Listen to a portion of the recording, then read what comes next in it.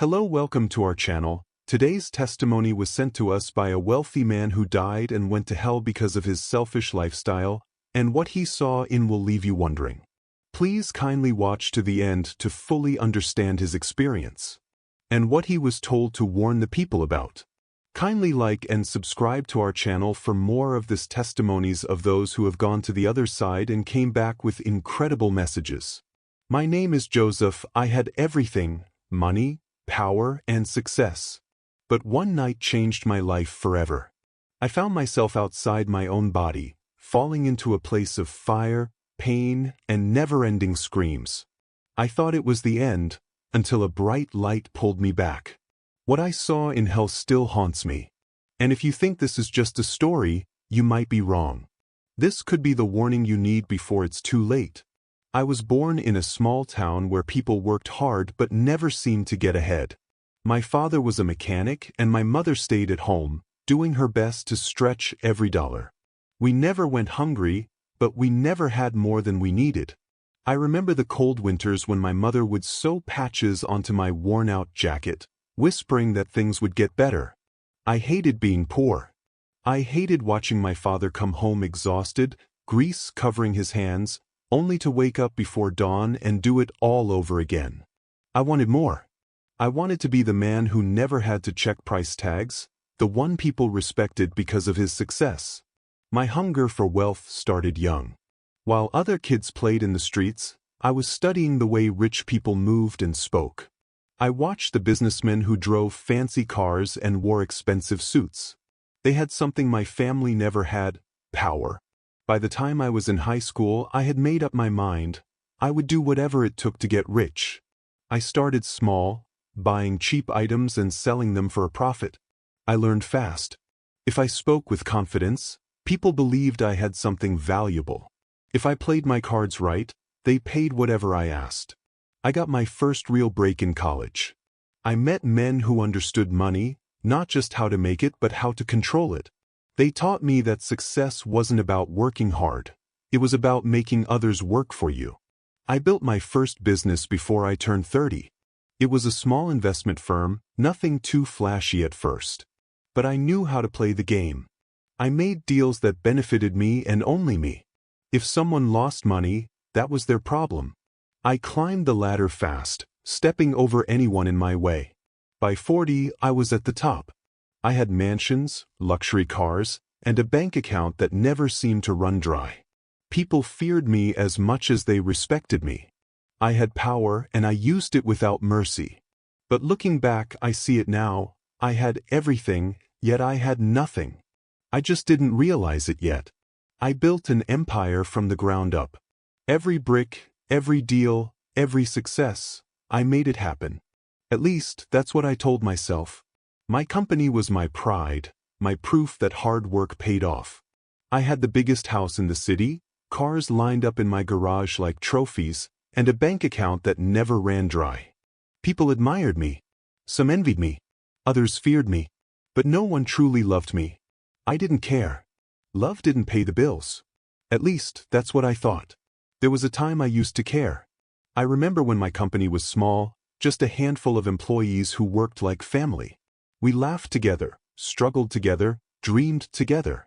But as the profits grew, so did my hunger for more. I started cutting costs, laying off workers without a second thought. If someone made a mistake, I replaced them like an old tool. My employees stopped smiling. They stopped seeing me as a leader and started fearing me as a master. Even at home, money was the measure of worth. I provided luxury for my family, but I never gave them time. My wife was just another possession. My children were strangers under my own roof. But as long as I had wealth, none of it mattered. My obsession with money came with a price. The people closest to me started walking away. My business partners, once my trusted allies, turned against me. Some left quietly. Others stabbed me in the back. My wife, she packed her bags one evening and never looked back. She left a letter on the table. I married a man, but all I see now is greed. Even my best friend, the only man who knew me before the money, stopped picking up my calls. I stood in my mansion that night, surrounded by everything I had ever wanted, yet feeling more empty than I had ever been. A heart hardened by greed. But I didn't change. Instead, I doubled down. I told myself they were weak. They didn't understand success. They weren't built for the life I was living. I ignored the loneliness. I ignored the guilt. I convinced myself that money would fix everything. It didn't. It started small. Deals collapsing at the last moment. Strange financial losses I couldn't explain. Lawsuits coming out of nowhere. Then came the sleepless nights. I would wake up at 3 a.m., heart pounding, sweat dripping, feeling like someone was watching me. Then came the voices. One evening my mother called. She was the only one who still reached out. The only one who still saw the sun inside the man I had become. "Son, I had a dream about you," she said, her voice trembling. "You were drowning, but instead of reaching for help, you were grabbing gold coins, sinking deeper and deeper. Let go before it's too late." I laughed. Told her I was fine. Told her dreams didn't mean anything. I hung up. I didn't call back. Employees who suffered under me. Then one day an old employee walked into my office. I barely recognized him. He used to be one of my best workers before I fired him over a small mistake. He looked different now. Weaker. Broken. "You ruined my life," he said. I scoffed. Another bitter ex-employee looking for pity. But then he said something that froze my blood. "You'll never find peace until you learn what truly matters." And then he left. That night, I had a dream. I was back in my mansion, but it was different. The walls were cracked. The furniture was covered in dust. The chandeliers swung as if an unseen force was shaking the house. Then I heard footsteps. Slow, heavy, coming toward me. I turned, but I saw no one. Then a voice whispered in my ear. "What does it profit a man to gain the whole world and lose his soul?" I woke up gasping for air. And for the first time in years, I felt afraid. I should have been dead. At least, that's what I kept thinking as I hovered above the wreckage of my car. The metal was twisted beyond recognition, the windshield shattered into 1,000 pieces. And there, in the driver's seat, was my body, lifeless, motionless. Blood trickled down my forehead, staining my expensive suit. I tried to move, but I had no weight, no substance. I wasn't breathing, yet I felt everything.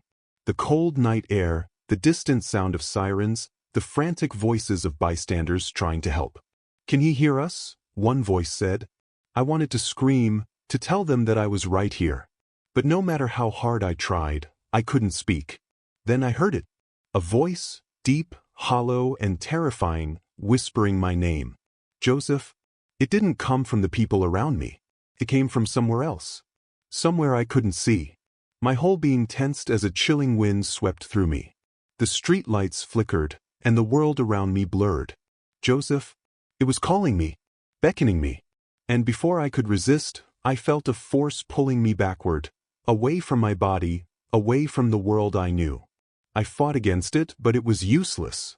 It was as if invisible hands had wrapped around me, dragging me towards something beyond my understanding.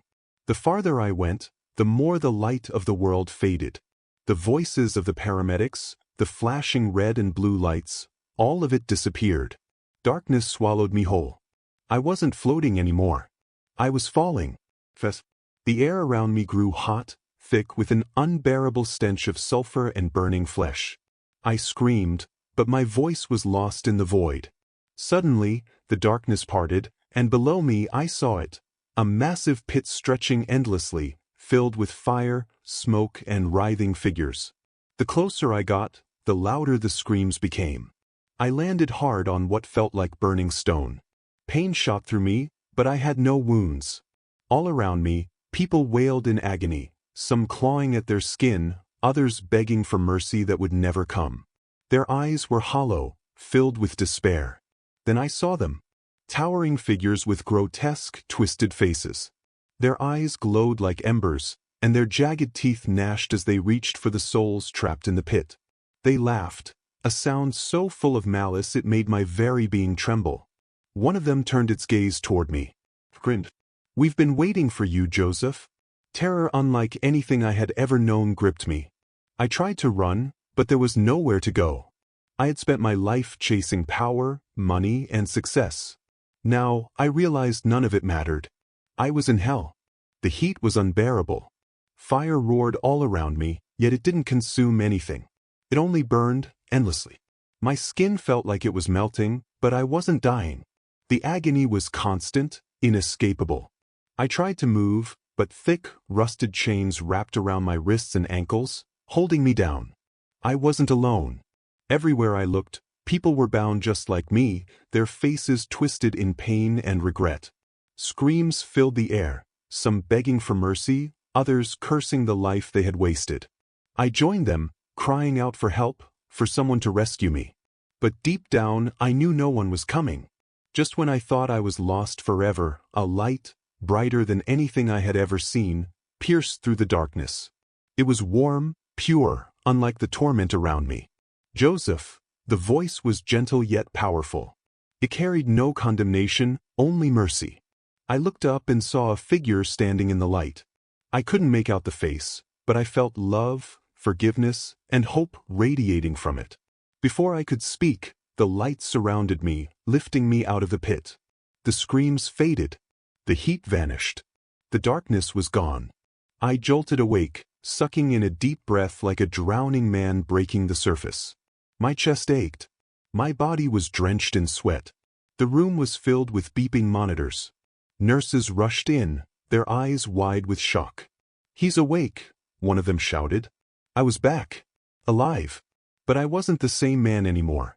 I had been given another chance, and I wasn't going to waste it. I spent weeks reflecting on my life, realizing how empty my pursuit of wealth had been. I reached out to people I had wronged, business partners, employees, even family members. Apologies weren't enough, but I was determined to make things right. Instead of hoarding money, I started using it to help others, paying off debts, funding hospitals, supporting orphanages. Every dollar now had a purpose beyond my own desires. I shared my story with everyone who would listen. Many thought I was crazy. Some mocked me. But I didn't care. I had to warn them. Hell was real. I saw people differently now, not as obstacles or tools for profit, but as souls in need of love and help. I reconciled with my family, including my estranged brother. Money had divided us before, but now love brought us back together.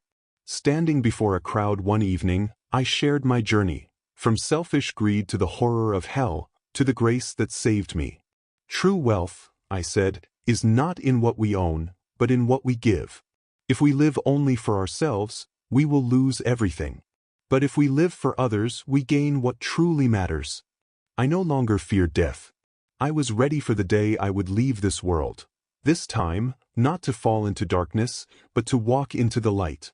Thank you for listening to Testimony. If you want to continue getting testimonies of those who have died and came back to share their experiences, please like and subscribe to our channel.